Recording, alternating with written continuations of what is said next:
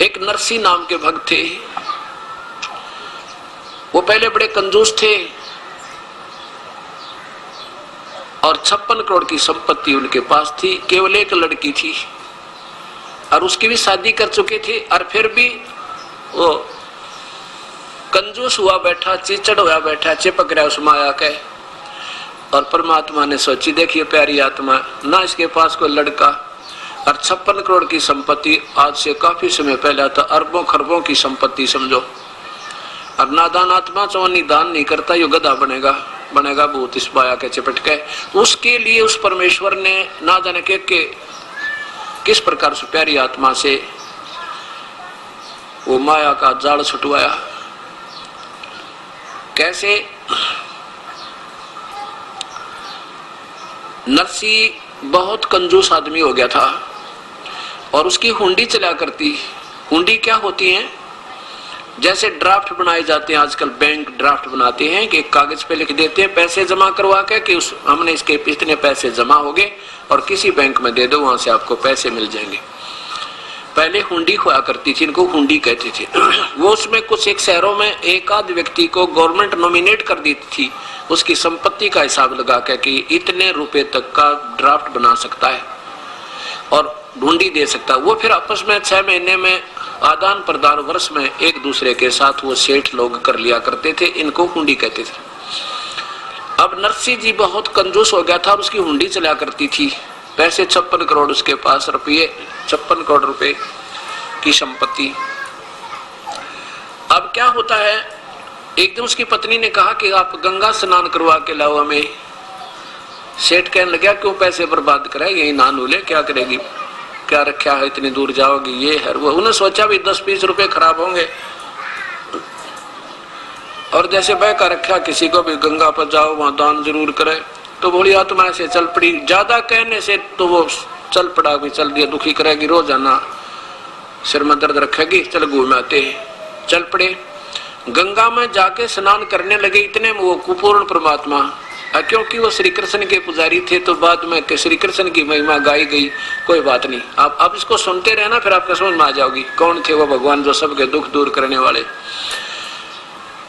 वो पूर्ण परमात्मा आके, पहले तो हम भी आपको समझाने के लिए शुरू में श्री कृष्ण कहा करते थे, श्री कृष्ण आगे, लेकिन उस समय आपकी बुद्धि और ये शास्त्र नहीं दिखा पा रहा था, इसलिए सोचा करता कि बिल्कुल भी ना सुनेंगे मेरी एक बात को। अब आपके सामने प्रमाण शास्त्र आ गया, आप सारी समझ में आओगी आपके, मैं जो बात बताऊंगा वो सही सत्य समझ में आ जाएगी। तो पूर्ण परमात्मा वो उत्तम पुरुष तो अन्य परम अक्षर पुरुष सतपुरुष अकाल मूर्त आए, एक ब्राह्मण रूप बना के कहने लगे, सेठ जी कुछ दान करो, गंगा स्नान करने आए हो तो दान किया करते हैं, क्योंकि जैसी वो परंपरा उन्होंने बना रखी थी उसी को आधार लेकर के। सेठ बोला, मेरे पास पैसे थोड़े हैं पंडित जी, किसी और पे ले जा, आप जाओ। परमात्मा कहने लगे, भाई देखो वैसे नहाने का क्या फायदा, कुछ दान किया करो, ये पानी तो वही ना नहा लेते आप। उसकी पत्नी कहने लगी, कर दे दो 1-2 रुपया दान ब्राह्मणता ही। बोला, ना ले, चुप करके स्नान कर ले, यहाँ ले आया ना इस ये बड़ी समझ तू, पैसे दान कर दे। कितना हो पैसे? कोई ना, थोड़े लाया हूं मैं। आखिर में भगवान ने कहा 8 अन्य कर दे। ने बोला 8 अन्य भी कौन नहीं है। कहने लगा 4 अन्य तक कर दे, 4 अन्य भी कौन नहीं। आखिर में बोला 1 टका दूंगा, 1 टका। वो बोला 1 टका ही दे, कुछ तो हाथ तो छोड़ दे तू। ने बोला 1 टका दे दूंगा, पर दूंगा मेरे वहां आ जाइए, मेरे घर पर।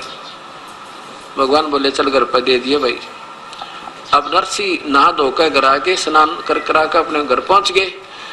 अब नरसी जी ने जाके वह पोटड़ी रखी थी सफर वाली, पीछे से परमात्मा ने जाके वह खटखटाया दरवाजा, नौकर आया। नौकर ने पूछा क्या बात है ब्राह्मण? पर ब्राह्मण वेश में परमेश्वर बोले, भाई आपके सेठ जी ने मेरा 1 टका की यहाँ पर रखी है दान करने की, और वो कहो मेरा टका दे दे, तो घर आके देने की कही थी, मैं फिर अपना और काम जाना है दूर। अब नौकर ने जाके, सेठ जी तब बैठा था, इतने में कहा, जी एक पंडित जी आ रहे हैं बाहर द्वार पर खड़े और कह रहे हैं आपने कोई गंगापुर उनका 1 टका दान करने का प्रॉमिस किया था, वो लेने आए से अपना। अब उसने सोचा नरसी ने तो बड़ा ढीठ आदमी गिला लिया, तो कहने लगा भाई यूं कह दे अब सेठ जी आ रहे थके हैं, कल देंगे, बैठ जा इंतजार, कल कल कल देवेंगे। नौकर ना का संदेशा दे दिया। परमात्मा बोले भाई कोई बात ना, कल दे देंगे, विश्राम कर लेते हैं, बार बार के आ जाते लेके जाऊंगा। उसी के बाग था एक उस कोठी के बाहर, उसमें बाग के नीचे परमात्मा ब्राह्मण रूप में अल्लाह का बिछा के चादर लेट गए। सुबह उठते फिर खटखटा दिया दरवाजा। दरवाजा खटखटा भी कहो सेठ जी ने मेरे और टका दे दे। नौकर गया, सेठ जी वो ब्राह्मण खड़ा द्वार पे अपना दान दक्षिणा मांगे। सेठ ने सोचा बड़ा डीठ आदमी तो गया भी कोई नहीं।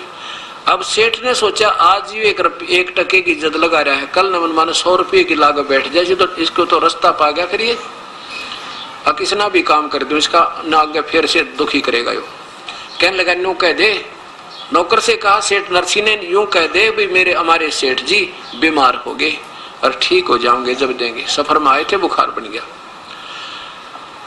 नौकर ने आकर कह दिया सेठ जी ब्राह्मण जी हमारे सेठ जी ना सफर से आए थे, उनका बुखार हो गया और कहते हैं ठीक हो जाएंगे ना फिर आपका टका दे देंगे। अब वो कहने लगे भगवान भाई कोई बात ना, इंतजार कर लेते हैं, 1-2 दिन में बुखार उतर जाएगा, अब बार बार तो आ नहीं जाता, पैसा लेकर जाऊंगा, वही अपना दिन में घूम फिरावे, शाम ने बड़ा आके फिर लेट जाए। अब 1 दिन देखा, 2 दिन देखे, 3 दिन हो गए। जब सेठ जी ने पूछा कि वो गया कि यहीं पर है, वो कहने लगे जी वो तो यहीं बिस्तर लगाए बैठे हैं सामने अपने के बाग में, और कह रहे थे कि अभी लेके जाऊंगा, ही बार बार तो आया नहीं जाता। सेठ नरसी इतने निकम्मेपन पा गया, कहने लगा नो कह दो वो तो मर गया सेठ थे बस। अब नौकर ने जाकर कह दिया ब्राह्मण हमारे सेठ जी का तो स्वर्गवास हो गया, और भाई बड़ी दुख दर्द बात हुई है, तो बीमार हो गए बेचारे, गंगा स्नान करके आए थे। भगवान बोले भाई कोई बात नहीं, तो मरना जीना तो लग रहा है, चलिए मृत्यु तो होगी पर अंतिम संस्कार करा के जाऊंगा, यूं तक के जहाज।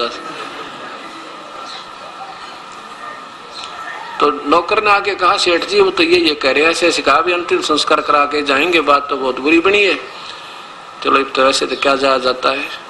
सेठ जी बोला तो ढीठ आदमी है भाई, ऐसे करो तुम लकड़ियां ढोने शुरू कर दो, शायद उसका समझ में आ जाए वास्तव में मर गया तो ना लकड़ी क्यों, सेठ गांव का मर गया, शहर का तो दुनिया इकट्ठी हो जाए, सब न बेरा हो। वो 4 आदमी लकड़ी ढोए उसके नौकर, और लकड़ी ढोली जब ने बोला गया कि यहीं पर हक जी, वो तो एक लकड़ी उठा रहा है साथ में और शमशान घाट की तरफ जाने लग रहा है। तो कहने लगा भाई मेरी तुमने करो एक अर्थी तैयार करो, जनाजा बना दो नकली। अब सेठ जी को लौटा दिया, उन 4 उठा दिया नौकरों ने और चिता के ऊपर रख दिया।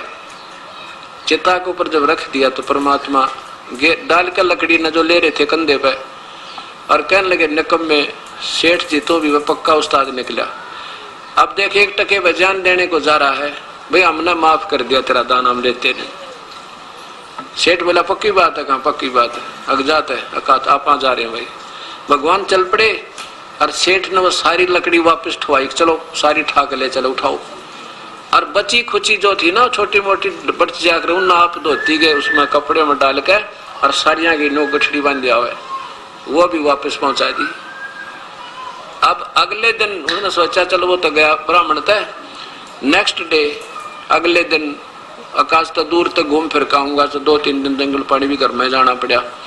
बहुत दूर तक घूमने निकल गया सैर सपट्टा करने के लिए। उधर से परमात्मा आगे नरसी रूप बना कर, वो एक पूर्ण ब्रह्म, और नौकरों से बोले भाई एक काम करियो, कोई नकम्मी आत्मा है ना कल कई दिन का तंग कर ब्राह्मण मुझे, आज वो मेरा रूप बना के ना आ जा, कभी उसको अंदर मत पड़ने देना, वो हो सके मेरा भी रूप बना के आ जाए, और तो इसकी चाल चली नहीं, और आ जा तो उसने कह दिया चला जा, ना माना तो उसका 2 ठोक दियो। अब सेठ जी का रूप बनाकर परमात्मा अंदर प्रवेश कर गए। अब सेठ जी आया 2-8 घंटे पीछे खूब सैर सपट्टे करके। अब जो द्वार पर खड़ा था नौकर कहने लगा भाई वहीं खड़ा हो जाना, सेठ 2 रुपये तो बहु रुपया है, हमारे सेठ जी को बहुत परेशान कर लिया तूने। अब देखा ना वो सच्ची कह रहे थे हमारे सेठ जी के मेरा रूप बना कर आएगा, तो वो एक काम कर दिया। और वो सेठ क्यों रुका, नौकर के कहने तो बिल्कुल सामने आ गया।